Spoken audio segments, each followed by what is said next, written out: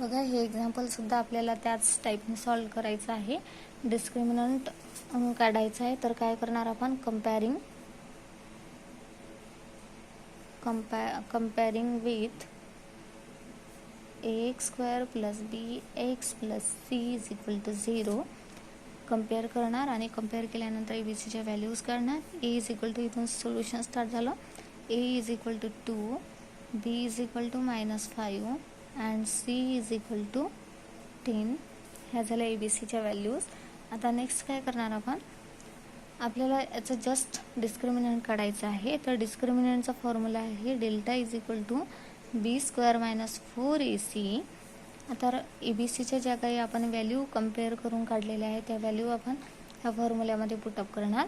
बीची व्हॅल्यू काय दिलेली आहे, -5 आणि त्याचा स्क्वेअर -4 मल्टिप्लाय बाय ची व्हॅल्यू दिलेली आहे 2 मल्टिप्लाय बाय सीची व्हॅल्यू दिलेली आहे 10. तर काय होणार याच्यामध्ये, बघा याच्यामध्ये काय होणार आहे, -5चा स्क्वेअर 25, -5चा स्क्वेअर पॉझिटिव्हमध्येच येणार, कारण जो काही 5 आहे आणि 5चा जो काही पॉवर दिलेला नंबर आहे तो इव्हन नंबर आहे, म्हणून याचा स्क्वेअर पॉझिटिव्हमध्येच येणार. -4 2चा 8 आणि 8 10चा 80. इथे काय होतं, 8 10चा 80 म्हणजेच काय, डेल्टा इज इक्वल टू 25 मधून आपल्याला काय करायचं आहे, 80ला मायनस करायचं आहे. म्हणजेच किती रिमेनिंग राहणार, 55 राहणार. नुसतं 55च राहणार का, नो.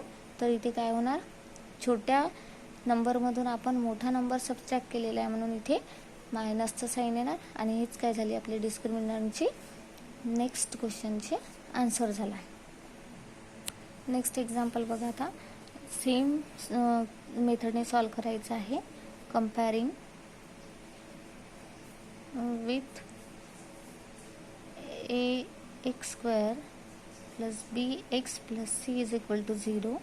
a ची व्हॅल्यू इथे काय येणार, √2 येणार. b is equal to 4 and c is equal to 2√2. आता याच्या व्हॅल्यू लिटल बिट डिफरंट दिलेल्या आहे.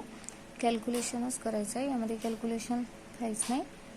तर बघा, तर डिस्क्रिमिनंटचा फॉर्म्युला आहे आपला delta is equal to B square minus 4ac.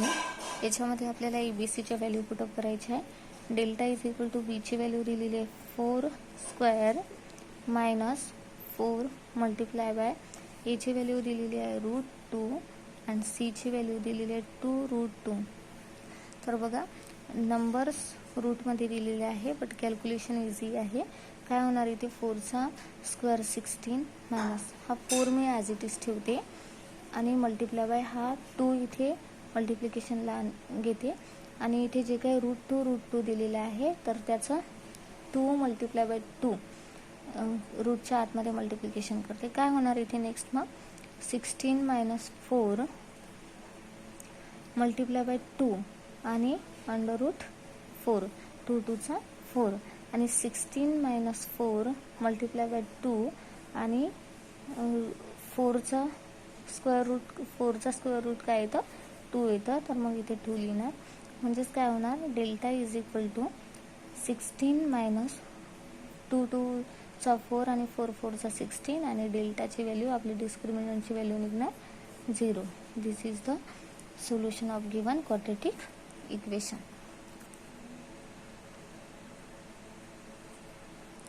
बघा, क्वेश्चन नंबर 3 मध्ये काय करायचं आहे, determine the nature of roots of the following quadratic equation. Quadratic equation solve करून त्याचे रूट्स काढायचे आहे आणि त्या रूट्सचं नेचर कसं आहे ते आपल्याला इथे सांगायचं आहे. तर बघा, मी ऑलरेडी तुम्हाला 3 रूल्स सांगितलेले आहे.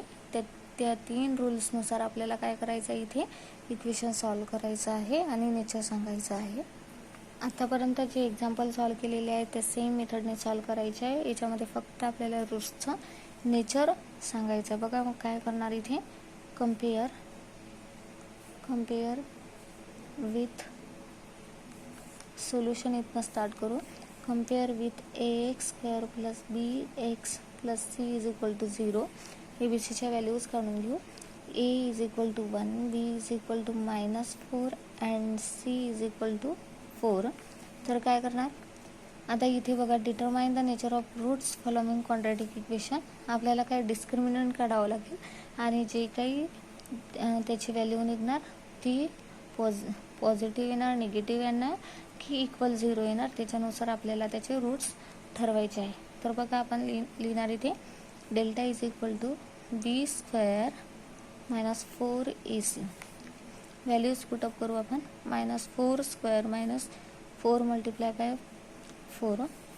इथे ए आणि सीची व्हॅल्यू पुटअप केली मी. नेक्स्ट काय होणार, डेल्टा इज इक्वल टू 4चा स्क्वेअर 16 येणार, -4 1 4 आणि 4 4 16. इथे काय येणार 16 आन्सर येणार आणि डेल्टा इज इक्वल टू 16 - 16 0. म्हणजे डिस्क्रिमिनंटची व्हॅल्यू काय आलेली आहे आपली 0 आलेली आहे. तर याच्यावरूनच आपण काय ठरवणार, the roots are real and equal. म्हणजेच आपण काय म्हणणार, द रूट्स आर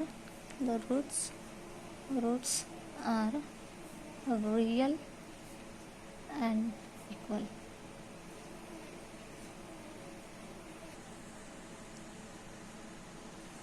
इन शॉर्टमध्ये तुम्ही लिहून घेऊ शकता असं, डेल्टा इज इक्वल टू 0 येत असेल तर रूट्स रिअल अँड इक्वल असतात. डेल्टा ग्रेटर दॅन 0 येत असेल तर रूट्स रिअल अँड अनइक्वल असतात आणि डेल्टा इज लेस दॅन 0 असेल तर रूट्स आर नॉट रिअल असतात. तर हे छोटासा बॉक्स करून इथे शॉर्टमध्ये लक्षात ठेवायचं आणि ते एक्झाम्पलमध्ये अप्लाय करता आलं पाहिजे. नेक्स्ट एक्झाम्पल बघा. आता नेक्स्ट एक्झाम्पल बघा, यामध्ये सुद्धा सेम करायचं आहे आपल्याला. बघा, compare with ax² + bx + c is equal to 0. Compare केल्यानंतर a is equal to 2, b is equal to -7 and c is equal to 2. The delta is equal to b² - 4 AC.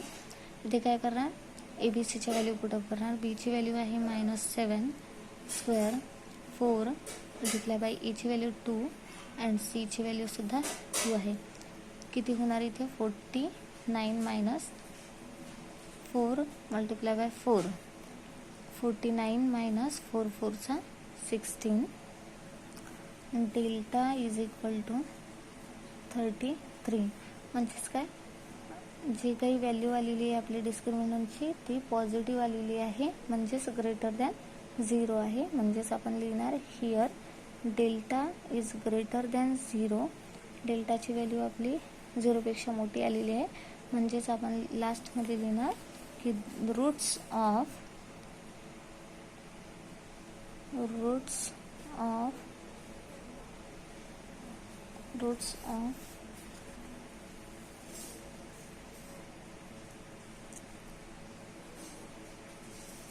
quadratic equation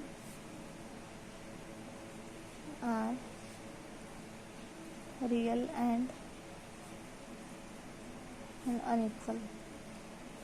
काय असतं मग याच्यामध्ये, greater than जर 0 येत असेल तर roots कसे राहणार क्वाड्रॅटिक इक्वेशनचे, रिअल अँड अनइक्वल राहतात. हे झालं सेकंड एक्झाम्पल. क्वेश्चन नंबर 3 मधला थर्ड एक्झाम्पल बघा. यामध्ये काय होणार, सेमच कंपॅरिंग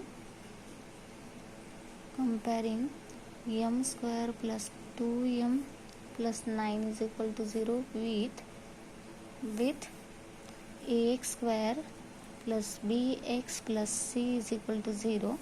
आता काय करणार, याच्यामध्ये आपण ABCच्या व्हॅल्यू करणार. a is equal to 1, b is equal to 2 and c is equal to 9. Delta is equal to, formula आहे आपला b² - 4 AC. आता याच्यामध्ये काय करणार, आपण व्हॅल्यूज पुटअप करणार. Delta is equal to b ची व्हॅल्यू काय दिलेली आहे 2, 2चा स्क्वेअर -4 मल्टिप्लाय बाय a ची व्हॅल्यू 1 आणि c ची व्हॅल्यू दिलेली आहे 9. याचं काय जस्ट मल्टिप्लिकेशन करायचं आहे. 4 - 4 1 4 आणि 4 9 36 इथे. आणि त्याच्यानंतर काय इथे व्हॅल्यू निघणार आपली 36 मधून 4 जर गेला तर -32 रिमेनिंग राहणार. म्हणजे आपली जी काही डेल्टाची व्हॅल्यू आलेली आहे ती मायनसमध्ये आलेली आहे, म्हणजेच काय लेस दॅन 0.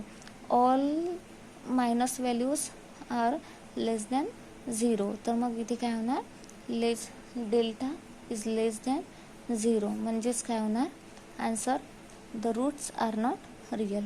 याचे रूट्स कसे होणार, the roots are not real आहे, याचे रूट्स रिअल होणार नाही. This is the required answer.